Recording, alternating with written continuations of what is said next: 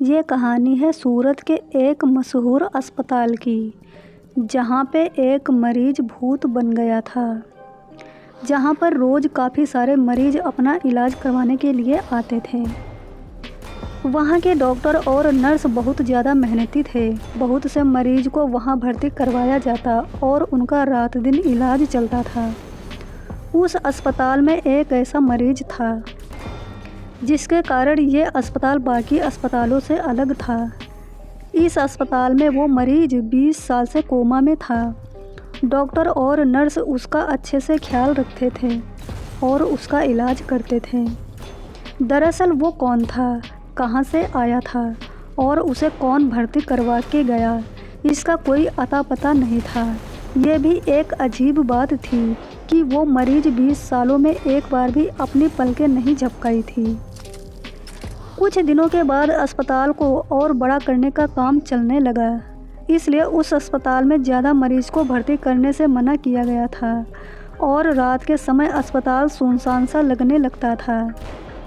ऐसी ही एक काली रात थी। वहाँ उस रात सीमा नाम की एक नर्स ड्यूटी पर थी।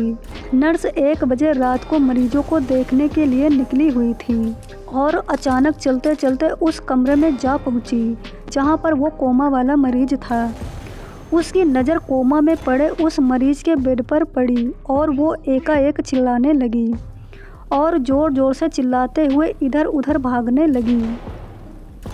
उसकी चीखें सुनकर डॉक्टर, गार्ड और बाकी सब नर्स उसके पास गए और उसे पकड़कर उससे पूछने लगे, क्या बात है सीमा, तुम इतने ज़ोर ज़ोर से क्यों चीख रही थी और डरी हुई भी लग रही हो।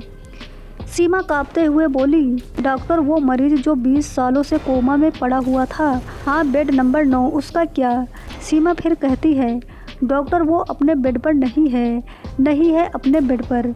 डॉक्टर झट से बोलता है, क्या बोल रही हो, क्या बोल रही हो तुम्हारी तबीयत तो ठीक है ना। सीमा बोलती है, मैं सच कह रही हूँ, मैं जब सारे मरीजों को देखने गई तो वो अपने बेड पर नहीं था। डॉक्टर बोला, चलो हम सब उसको देखते हैं। सीमा बोली, नहीं आप लोगों को जाना है तो जाओ, मैं नहीं जाऊँगी, मुझे बहुत डर लग रहा है। डॉक्टर बोला, अच्छा ठीक है, तुम यहीं रुको, हम सब उसे देखकर आते हैं। इतना बोलकर डॉक्टर वहां से उस रूम में जाते हैं तो वो मरीज अपने बेड पर जैसे पहले था वैसे ही उसी हालत में लेटा हुआ था। डॉक्टर उसे देखकर बोला, लग रहा है ये सीमा एकदम पागल हो गई है, लगता है उसकी तबीयत ठीक नहीं है, कुछ भी बोलती है। चलो चलते हैं और सीमा को उसके घर भेज देते हैं। और वहाँ से सब लोग निकल गए। जैसे ही सब गए वो कोमा में गया हुआ मरीज अपनी आंखें खोलता है। उसकी आंखें बहुत भयानक और डरावनी थी। इधर सब लोग सीमा के पास आए और उसे समझाने लगे, सीमा तुम जैसा बोल रही थी वैसा तो कुछ भी नहीं है, वो कोमा वाला मरीज तो चुपचाप अपने बेड पर लेटा हुआ है, तुम चाहो तो जाकर उसे देख सकती हो। सीमा ने डरते हुए कहा, नहीं डॉक्टर, मैं नहीं जाऊंगी, मैं अपने घर जाना चाहती हूँ। डॉक्टर बोला, हाँ हम भी वही कह रहे हैं, तुम्हें घर जाकर आराम करना चाहिए। और सीमा वहाँ से चली जाती है। तभी करीब 2 घंटे बाद अस्पताल की सारी दीवारें हिलने डुलने लगीं। ऐसा लग रहा था कि कोई हंस रहा था, लेकिन वो हंसी किसी मशीन के चलने जैसी थी। डॉक्टर बोला, ये कैसी अजीब आवाज़ है, समझ नहीं आ रहा है कि किसी की हंसी है या फिर मशीन की आवाज़ है। मुझे लग रहा कोई मजदूर अपना अधूरा काम को पूरा करने के लिए रुक गया होगा। फिर दूसरी नर्स बोलती है, नहीं सर, ये मशीन की आवाज़ से भी अजीब आवाज़ है, चलिए हम सब यहाँ से भाग जाते हैं। डॉक्टर बोला, अरे तुम सीमा की तरह डरने लगी, ऐसा कुछ नहीं है, कोई मजदूर ही होगा, चलो सब चल के देखते हैं। और वहाँ से सब वहाँ जाते हैं जहाँ मजदूर काम कर रहे होते हैं, लेकिन वहाँ कोई भी मजदूर नहीं रहता है। फिर सारे मरीजों के पास जाते हैं और देखते हैं कि सभी मरीज आराम से लेटे हुए रहते हैं। फिर उस बेड नंबर 9 के उस कोमा वाले मरीज के पास जाते हैं। जैसे ही वो लोग उसके पास गए, वहाँ का नज़ारा देखकर सबकी हालत ख़राब होने लगी। कोमा वाला मरीज अपने दोनों हाथों से कस कर बेड को पकड़कर उछल कूद कर रहा था और ज़ोर ज़ोर से हंस रहा था।